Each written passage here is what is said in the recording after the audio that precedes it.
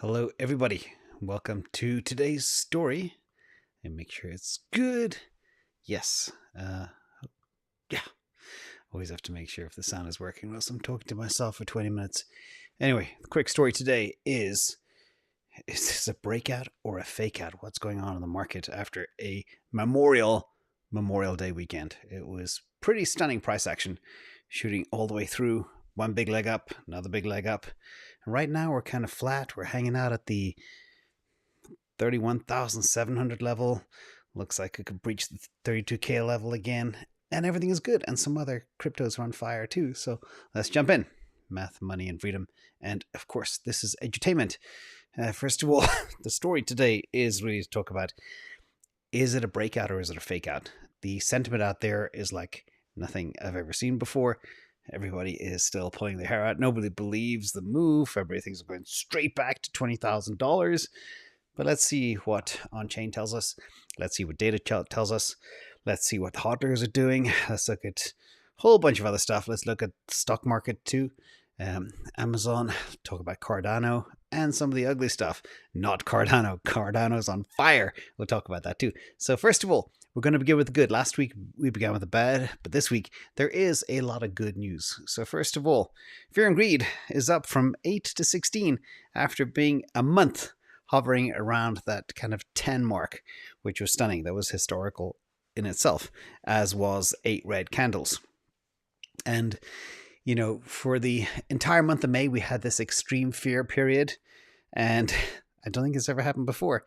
And typically, that is a good time to buy, but these periods are sometimes interrupted by short bursts of hope. The question is, are we in that short burst of hope right now? So next thing, let's look at money flow, as I do every week.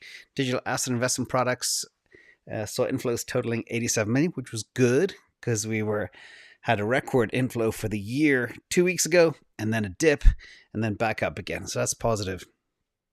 Bitcoin saw about 69 million come in, and year-to-date inflows about 369 million. And Ethereum is still a little bit underwater. We'll talk about that on the next slide. But first of all, we look at actually this is per James Butterfield. Bitcoin saw inflows again, 69 million, as I said before. And you can look at some of the other numbers here. What is interesting is Ethereum resumed its grind lower with outflows of 11.6 million. And Ethereum has been very, very weak all year. Year-to-date outflows, 250 million. A stark contrast to other altcoins. Algorand, the DeFi-focused protocol, saw record inflows last week, totaling 20 million. It's never had such a bumper year. Maybe it's because of my DAU video. Of course not, but maybe, who knows? And other altcoins saw inflows like Solana, Tron. Tron has been on fire lately. They launched a new USDD as well. So that's kind of where we are. Now, I think Cardano's in there too. 100,000 came into Cardano, and year to date is 9 million. But the numbers for Cardano reflect a lot more action. So this is my tweet about more than 24 hours ago at this stage. But it was short squeeze time. I saw a couple of things happening with the charts. I saw Bitcoin spiking and the shorts running to cover. I'll show you in the next slide what that looks like. And I also knew that the hedge funds who are heavily short MicroStrategy would have to cover too after such a long weekend and such great Bitcoin action. And it did. So first of all, the first thing I saw yesterday was the short squeeze. You saw this is the Bitcoin USD shorts. And a huge amount of coverage running to cover. The huge red candle down. That's what they did. And that's typically the squeeze. Then they know, we stand to lose a lot of money unless we can cover this short exposure. And that's why a lot of shorts actually got wrecked. This is the MicroStrategy short squeeze today, up 26% in 3 hours. It was kind of funny because a lot of Dutch people were watching my tweets and they were buying MicroStrategy on FTX when the US markets were closed and made a killing in a very short window of time. But thank God, because MicroStrategy has been the gift that is not giving this year. It's been completely oversold based on what it's worth and smashed by hedge funds and other shorters. We'll talk a bit more about other shorts later. But again, gravity and fundamentals always come into play. The question is, can you make it through to the other side? Can you weather the storm? And that was part of my topic, I think, a few days ago. I talk about that as well. So let's talk about Bitcoin. It spiked up to a 3-week high. Woohoo. Yeah, we'll take anything these days. We're still in that frail period. So let's analyze how I view the actual Bitcoin price action. And is this breakout real or fake? So this is Bitcoin over the last 18 months. And I like to just sometimes use simple lines of support to illustrate where we are and how many times we bounce off these lines of support, which can sometimes flip into resistance. But here we are. This is basically since January 1st, 2021 to today. So we have about, call it 18 months of action. And all those green lines are the times that Bitcoin hit $29,000 support. Boom, boom, boom, a couple of times in January 2021. Then we had the summer doldrums, June, July, August, boom, boom, boom. And then rally in September, etc., all the way up to November. That's the history. Then we came down, and not only did we not hold support a couple of weeks ago, but we smashed through it, and we wicked down to about 25,400. But that was only for a couple of hours, and then straight back up to that 29K level. And now we've bounced up. The question is, where do we go from here? Typically, after this type of move, if you look at history off of this level, it normally hits it a few times. It hovers around it for a few times. We saw it during summer 2021. We were here for, I think, 10 or 11 weeks. Now we've been down in this area for the bones of 5 weeks, and we'll see where we go from here. But let's flip it around as well. Let's talk about where resistance could be now that we know where support is around 29K. And by the way, just so the internet knows, this does not mean we can't breach back to that 26K, 25.4 level again. If something really bad does happen, if the Fed come out and raise, interest rates by 100 basis points or something beyond the realm, or somebody hits a button somewhere, or something bad really happens, we could break down again. But the point is, 29K is a pretty solid support level going back a year and a half. So let's look at potential resistance. A lot of people see the 38K, 39K as resistance. I added some, again, the same green line up higher, but the blue is the 200-week moving average. I just left it in there because a lot of people think we're going to go back down to that. You can see that's around 22,500. We didn't get close. But look how close we are historically compared to the last 18 months. Again, not far off that 200-week moving average. Now, the red lines are typically where Bitcoin hit this level as resistance. And sometimes resistance remains. Sometimes it flips into support. But here, definitely, I do believe, and I've said this a couple of times before, I think over the next 60 days, 90 days maximum, we'll be out of this wood. But in the meantime, we could be bouncing between 28, 29K and 39K, that 10K range. So be prepared to play the swing. Don't expect us to go to 45K, 42K, 50K anytime soon. There's still too much uncertainty out there. So time to play the swing. Now let's talk about some of the other good action that's happened since July 2021. This is from Glassnode, and the team there puts together amazing stuff. But here it is 3 separate cohorts. Those with 0.1 to 1 Bitcoin, those with 1 to 10 Bitcoin, and those with 10 to 100 Bitcoin. The 0.1 to 1 is the orange line, then the pink line 1 to 10. All the whole coiners, all the new whole coiners. Look at that spike. These whole coiners were buying the dip like mad, and those with 10 to 100 were also buying. So super interesting to see this heavy accumulation. And the people that are buying are smart enough to know these are historic times to buy. Yes, we know it's a hard time. Yes, it's frustrating to be in this type of market. Yes, people want number go up action, but it's only a matter of time before it goes up. That's the thing with Bitcoin. It's number go up technology. Now, there's one other thing that I missed. One slide is out of order, but let's go on to the next story. So I gotta have the story in my head before I go, but this one popped in. This is Cardano. Other piece of good news. It always rallies before hard forks. It's pretty obvious that the spike right now is due to the Facile hard fork, which has supposedly a lot of great stuff coming. A lot more scalability in terms of TPS, a lot more smart contract functionality, a lot more DeFi capabilities, etc. But if you look back at history here, you can see back to the Shelley hard fork in July 2020, Cardano went up 500%. And that was, I think, Mary in March 2021. It went up 1,100%. That was a big move up to that hard fork.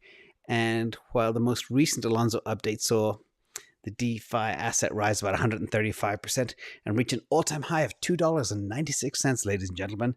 And we're currently around, I had it up here, I think 65 cents, something like that. So it has been smashed down, but it is deviating and becoming uncorrelated from the other assets. If you look at the Cardano ETH pair, Cardano Bitcoin pair, etc., it is really breaking out. So we'll watch this very carefully. Let's talk about the stock market for a second. This is the Nasdaq Bitcoin correlation. You can see the two areas where I put in big blue arrows to show the decoupling. The blue is the correlation between Nasdaq and Bitcoin. Bitcoin is the red and green line. Orange is actual Nasdaq. And you can see here there are 2 times that this has happened so far in the year 2022. First time was around Feb 16th, Feb 15th. And the second time was right now, over the last couple of days. So is this good news, bad news? We don't know. It's a very early sign. This can happen before a lot of people are like celebrating maybe prematurely that, oh, yay, Nasdaq rallied, Bitcoin didn't. They're decoupling. But sometimes things happen for different reasons. And my thesis last week was the fact that, crypto got kicked in the teeth by you-know-who, and everybody's very nervous, and they'll go on to other risk on first, crypto second. And that's what's probably happening. Well, it happened over the weekend for sure, and it may happen more this week. But let's talk about a couple of other things. S&P 500. After a very rocky month of May, is back to square one. It closed today exactly where it opened a month ago. So this is interesting because we had incredible volatility, lots of downs, lots of ups. The inflation print adds to the debate on how central banks will act going forward. Jerome Powell, the guy I talk about way too much, had a meeting with the President of the United States today, a little into the office type meeting. Like, I would love to be a fly in the wall. I'm sure his words the effect of, hey, dude, fix inflation and get the stock market back up because we got a big vote in November. Same thing. What are they going to do? Maybe they can cook the CPI numbers, make it look and appear good. And I think that's probably the good direction to go because it's very difficult to put that huge inflation shark I spoke about yesterday under control with all the other stuff that's going on. So that's that news. Let's talk about Amazon. I have been talking a few times about the 20-for-1 split, massive historical stock split. But here you can see the pre-split run, as I call it, has begun. And just for those who may not be up to speed, Amazon's trading at about $2,400. It went up over $100 today. It did get beaten down from that $3,000 level over the last month and a half, 2 months. But remember, you get, it's like an airdrop in crypto space. You get 19 additional shares for every 1 share you hold. This is what a 20-for-1 stock split means. It doesn't change anything but the number of shares, but sometimes it can drive a lot of price action. And I do believe that the current price post-split right now is about $120. My year-end target is about $170 to $180 per share, maybe even $200 if we get dovish action from the Fed in August or September, which I do expect as well. Now, the split is set for June 6th, but the additional shares will get reflected in shareholders' accounts on or before June 3rd, 2022. That's a Friday, I think. June 6th is a Monday. And trading is expected to begin on a split-adjusted basis on June 6th. So expect to run up to that time. Everybody wants a piece, and these things typically trigger a lot of price action, a lot of demand. Also, sometimes after the fact, that can be what I call a post-split duck. But once retail sees, I can buy Amazon shares for $120 each, $130, they buy them because they are put off by paying $2,500, $3,000 a share. And some people psychologically also like to spend $100 or get 100 shares when they buy something. Now, in other news as well, Tesla news, Tesla and retail, good news for retail. And I don't know if Tesla stock is becoming tribal like some cryptos, but the net buying of Tesla shares by retail investors in May was nearly $1 billion, $750 million, I think, as of Friday. And this is the second most among mega cap technology stocks, trading only Apple. And it was also the biggest gainer on the New York Stock Exchange FANG index last week, and the third biggest contributor to the S&P index as it posted its biggest weekly gain since November 2020. So a massive rally for Tesla, and retail is behind it. But there's also funny stuff behind the scenes. Let's call this Billionaire Games, Gates versus Musk. And this is from Holger Scheipitz. He produced some great stuff on Twitter. He spoke about the Big Short 2.0. The Big Short 2.0, 1.0 was with our friend Michael Burry. We'll talk about him in a second. But Elon Musk says Bill Gates has multi-billion-dollar Tesla short position, and Bill Gates would now need between $1.5 and $2 billion to close out. I'm not sure if those numbers are right. I haven't been able to find out the strike or exactly how he's short, if he's just short the equity straight or using options. I'm not sure. But the funny thing about Bill Gates is he said on a CNBC interview recently, he said, "I don't talk about my investments." And then immediately jumps into the fact that he's talking about shorting Tesla. So the guy is a hypocrite and he's contradicting himself. And why would he go after a company that's trying to save the planet, help all environmental initiatives? So anyway, my money's on Musk. Nothing fires Elon Musk up more than somebody going against him. It becomes a personal vendetta. So I know Tesla earnings could be hurt in this Q2 because of Shanghai being down, because of zero C19, whatever, compliance and everything else. But I think they'll pull a rabbit out of the hat. Now, this is what Elon Musk does because of his sense of humor. He built these shorts for people like Michael Burry. And if you look at the name, it says S3XY. And these are the model representatives of the vehicles. But that is Elon Musk's humor. So Bill Gates might be getting a pair of those shorts in the mail. So let's talk about this. This is probably the happy news of the day for me. What a deal. So this is a place in Buenos Aires, Argentina. You can live in a hyperinflationary country, and all the while, you can mine Bitcoin to defer the cost of living and loss of purchasing power. This is in an upscale neighborhood in, I think, Belgrano. And I used to spend a lot of time in Argentina back in the day. It's a beautiful place, beautiful food, beautiful people and everything else. And it'll become the first of its kind to feature a Bitcoin mining facility. I'm not sure exactly, but something between like 5 and 10 machines will be there that mine crypto. And a contract has also been sealed with the company that is in charge of operating these machines. And it will take an undisclosed percentage, etc., in exchange for coins. And the residents get it as a benefit. But I think that's a brilliant idea, very creative, and it could catch on, especially if the residents share on the cost of electricity and then share in the proceeds of Bitcoin. It could be a great place to park machines. I know somebody who actually who parks machines in their grandma's basement. I know somebody else who is trying to, I think they got access to some old parking lot, and the landlord gives them free electricity, and they're mining in the parking lot right now. So crazy stuff. Now let's switch gears, go to the bad news. Little bit of bad news today, not too much, but again, here we go. First of all, long-term holders capitulated at an average 27% loss over the last couple of weeks. And this is not good. I always feel bad when people lose. It's been a brutal time, but even long-term holders could not take the pain. And they got so nervous listening to all the FUD out there that we're going to 12,000 and 10,000 and 8,000 and 14,000 and all these numbers that scared the daylights out of people. Non-stop media, non-stop tweets, non-stop YouTube, freaking people out. And this, I believe, is a big part of what made people quit and capitulate. So let's talk about where they did it and the history. So you have the bear markets 2012, bear market 2015. You've got the 2018 bear market as well, and March 2020. These are the 4 historic times where long-term holders actually did capitulate over different times. But the interesting thing to note, ladies and gentlemen, is when they do, it's for a very short window of time. This time, we're at that same level, 5th time ever, where long-term holders are getting shaken out. The question is, how long will this last? Is this a temporary thing or a permanent thing? We don't know.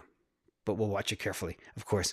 But I am also a believer that things fall faster and they rise faster than ever before because there's much more freedom of information and markets run quicker because everybody's trying to front run each other. So that's just my take. So let's talk about another piece of bad news just in. And this is the Coinbase custody for institutional clients. And you can see it's increased by about 300% since Q4 2020.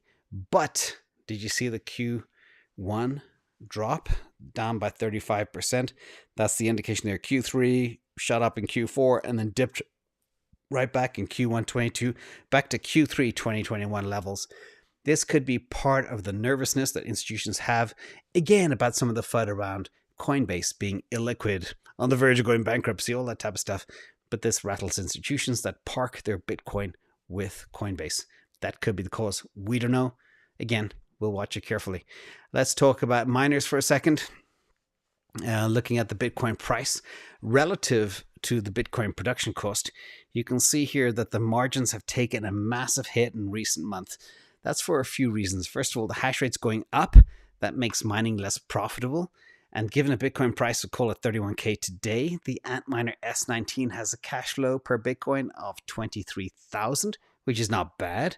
But we should remember this number was over 50K back in November, a few months ago.